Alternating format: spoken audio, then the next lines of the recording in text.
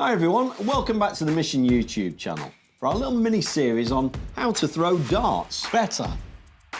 Yeah, and today's episode, we want to talk about foot placement. Not stance, that's coming soon. Today's about foot placement. Matt, talk me through it. So, a lot of people will focus on this front foot. Some will go, I want to stand like this with my foot against the side of the oche. Some will be sort of quarter, some will be toe on. That's not what I want to focus on today. I'm not so worried about the angle of the front foot. If we think about the feet and the body, if I chop you in half, that front foot is up and down. That is balance, that is alignment. Back foot, that's directional. Think about a rudder on a ship. Yeah. It's at the back. It's just thinking exactly that, yeah. It's going to change the direction. Now, if the feet are in the wrong position, it doesn't matter what's good above because eventually it's going to have that twist variable somewhere in there. So we've got to have the feet position right so we get the hips right. That is not relying on muscle.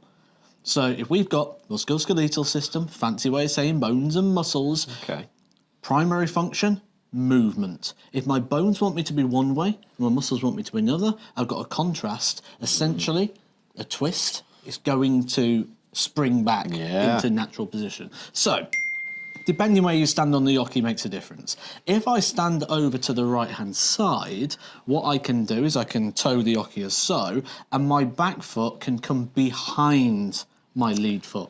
Yeah. So it comes behind. Now, what that does straight away, you see how my body turns and rotates. That is putting me, because I need to be back into centre in regards to this. Now, if you are a central oche person, and your back foot comes behind, I'm now throwing actually into the corner of the room, I'm throwing off and away. Okay. So, that now means that that foot needs to come in front. So if we take my front foot as so, and if I draw to the back a line here. Okay. And then I'm coming off at the same angle. So I'll get a triangle, an imaginary triangle down here on the floor. That foot comes into it. Watch what happens here. Watch what happens to my hip. It goes pronounced. Yeah. Retract, pronounce. Okay. Front hip. Turns, rotates. That rotation in my hip when that foot comes back, I'm going to get that in my shoulder. If I don't get it in my shoulder, it's because I've turned my core to face into the board. And eventually, like I say, that'll rotate as you get tired, as you get fatigued. So foot placement, very important in regards to the back leg. And that's what you're saying. There's no right, there's no this is how you must stand, because it depends where you are on the oche as to where that back foot needs to be, just like a rudder, like you said earlier. I love that. Build from the back. Most people go, right, I want to stand with my toe, I want to stand like this. No.